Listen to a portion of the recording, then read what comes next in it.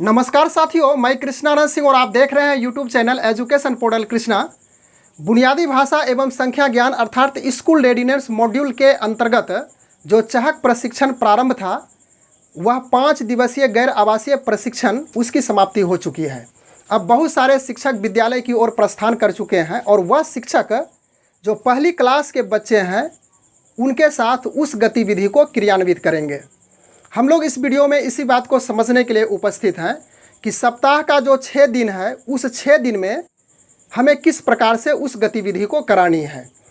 तो गतिविधि में बच्चों के विकास के सभी क्षेत्रों को ध्यान में रखा गया है, जिसमें भाषा विकास, शारीरिक विकास, सामाजिक एवं भावनात्मक विकास, उसके बाद संख्यात्मक विकास एवं पर्यावरणीय जागरूकता है। तो यह गतिविधियां सप्ताह में 4 दिन चलेगी, यानी एक सप्ताह का जो 6 दिन हुआ स्कूल संचालित होगा। स्कूल का जो कार्य दिवस एक सप्ताह का 6 दिन है उसमें 4 दिन ही इस गतिविधि को करानी है। यहाँ से हम लोगों को ध्यान रखना है इस बात को कि भाषा विकास और संख्यात्मक विकास की गतिविधि को प्रतिदिन कराना, यानी कि 4 दिन कराना है। उसके बाद शारीरिक और भावनात्मक विकास को एक दिन के बाद एक दिन कराना, यानी कि इसको अल्टरनेट कराएंगे। तो यह तो हो गया कि 4 दिनों की जो गतिविधि है उस पर हम लोग ध्यान दिए। उसके बाद शुक्रवार को आ जाते हैं सप्ताह के 5वां दिन। तो यदि सप्ताह के जो 4 दिन थे ऊपर में सोमवार, मंगलवार, बुधवार और गुरुवार किसी कारणवश कोई छुट्टी हो जाती है स्कूल में, कोई व्यवधान आ जाता है, तो जो गतिविधि छूटती है उस दिन उसको शुक्रवार को बच्चों के साथ पूरी करनी है। और यदि 4 दिन में सभी गतिविधियां पूरी हो गई है एक सप्ताह में, तो पुनः यदि कोई गतिविधि बच्चों को समझ में नहीं आई हो, सही रूप से वह क्रियान्वित नहीं हुआ है, तो पुनः उस गतिविधि को आप शुक्रवार को करा सकते हैं।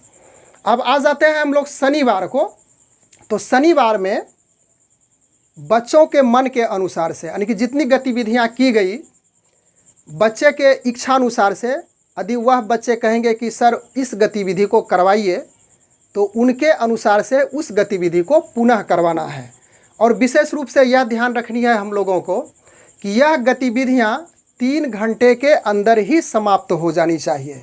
अब किस प्रकार से कितनी गतिविधियां एक महीने में पूरा किया जाएगा, दूसरे महीने में कितना पूरा किया जाएगा, तीसरे महीने में कितनी गतिविधियां हम लोगों को पूरी करनी है, इन सारी बातों को थोड़ा सा एक्सप्लेनेशन के साथ, यानी कि डिटेल के साथ हम लोग बोर्ड पर आकर के करते हैं। तो विद्यालय कार्य आपको जो किताब मिली है चहक मॉड्यूल, उसमें विषय सूची आप खोल करके देखिएगा तो स्पष्ट रूप से सारी बातें लिखी हुई है कि पहला महीना में आपको 46 गतिविधियां करानी है। और यह गतिविधि स्कूल में जो आपको किताब मिली है, यानी कि आप प्रशिक्षण में प्राप्त किया है स्कूल में जो ले गए हैं चहक मॉड्यूल, उसमें पृष्ठ संख्या 7 से 55 में आपको उपलब्ध होगी वह गतिविधि।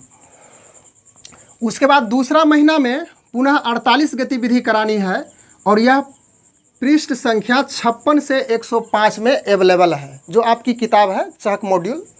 उसके बाद तीसरा महीना में पुनः 46 गतिविधि हमें करवानी है और वह 106 से 152 तक वह स्कूल रेडिनेस मॉड्यूल के अंतर्गत जो किताब तैयार की गई है चहक मॉड्यूल, उसमें उपलब्ध है। अब हम लोग एक सप्ताह में उन गतिविधि को किस प्रकार से संपन्न करेंगे और एक दिन में कितनी गतिविधि हमें करानी है उसको डिटेल रूप से गणित की भाषा में समझने का प्रयास करते हैं। तो एक महीना में 4 सप्ताह, इसे आप समझ रहे हैं, 2 दिन बढ़ता है, 30 दिन मान करके चलेंगे। तो एक सप्ताह में यहाँ इस प्रकार समझ लेते हैं हम लोग लिख करके, एक सप्ताह में हमें 4 दिन ही प्राप्त है गतिविधि कराने के लिए, यानी 4 गतिविधि पूरी होगी। फिर दूसरा सप्ताह में आते हैं तो इसमें भी 4 दिन हमें मिलेगा। फिर तीसरा सप्ताह आ जाते हैं तो इसमें भी 4 दिन मिलेगा। फिर चौथा सप्ताह यदि आते हैं तो इसमें भी 4 दिन हमें प्राप्त होगा। तो कुल दिन की संख्या हो गई 16 दिन। और 16 दिन में हमें ध्यान रखना है कितनी गतिविधि कराना है, 46 गतिविधि। तो 16 दिन में 46 गतिविधि। तो एक दिन की चर्चा करें तो 46/16 यानी कि इसको यदि आप भाग दीजिएगा तो यह आएगा 2.87, लगभग में यह हो जाएगा 3 गतिविधि। तो एक दिन में हमें 3 गतिविधि करवानी है और एक सप्ताह में हमें 4 दिन मिलेगा। तो एक सप्ताह की यदि बात करें तो कुल गतिविधि हो गई 4 × 3 यानी कि 4 तिया 12 गतिविधि। तो एक सप्ताह की हुई 12 गतिविधि।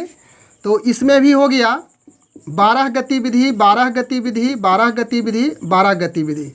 इसको जब आप जोड़िएगा तो यह कुल मिला करके 48 गतिविधि होती है, जो कि एक महीने की गतिविधि है। हमें यहाँ 46 गतिविधि दी हुई है, यहाँ पे 48 गतिविधि हो रही है।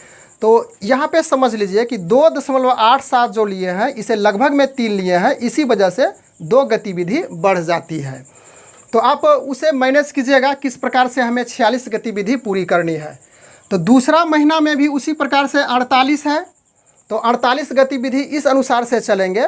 तो यह 12-12 यानी कि पहले सप्ताह में 12, दूसरे सप्ताह में 12, फिर तीसरे सप्ताह में 12 गतिविधि, चौथे सप्ताह में 12 और कुल मिला करके 48 गतिविधि पूरी हो जाएगी। फिर तीसरे महीना में 46 है, तो इसे हम लोग जिस प्रकार से समझे थे उसी प्रकार से इसे आप कर सकते हैं। अब मुख्य रूप से यह बातें समझनी है, इसकी चर्चा खैर हम लोग कर चुके थे कि जितनी भी गतिविधियां हम लोग करवाएंगे यानी कि एक दिन में, एक दिन का यहाँ पे है, एक दिन में लगभग 3 गतिविधि करेंगे। तो इस गतिविधि में ध्यान रखना है कि भाषा और संख्या ज्ञान से रिलेटेड ज़रूर होनी चाहिए।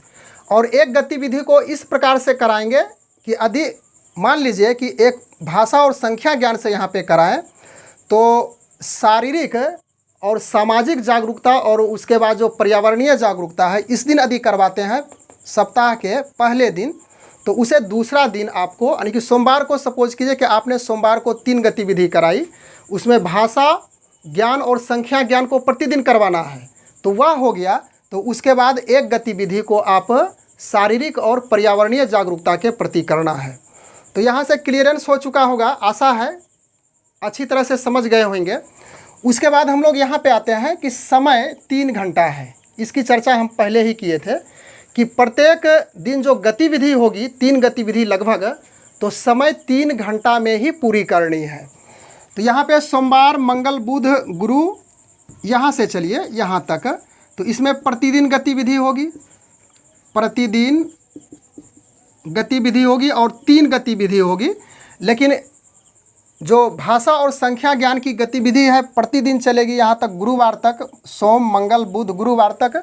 उसके बाद शुक्रवार को जो है इसमें से किसी दिन यदि विद्यालय बंद है, कोई छुट्टी है या कोई व्यवधान हो गया है, तो यहाँ जो छुटी हुई गतिविधि है ये 4 में से, तो यहाँ शुक्रवार को उसको पूरा करेंगे। और यदि हम 4 दिन में चारों जो गतिविधि है उसको संपन्न करा लिए और वैसी गतिविधि जो बच्चे सही से समझ नहीं पाए हैं तो उसको फिर शुक्रवार को हम लोग पूरा कर लेंगे।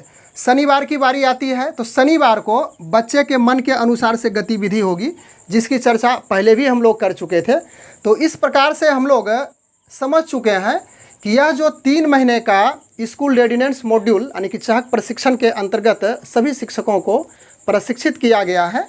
तो इसी अनुसार से जो विषय वस्तु है वह विद्यालय कार्य में बच्चों के साथ हम लोग इम्प्लीमेंट करेंगे।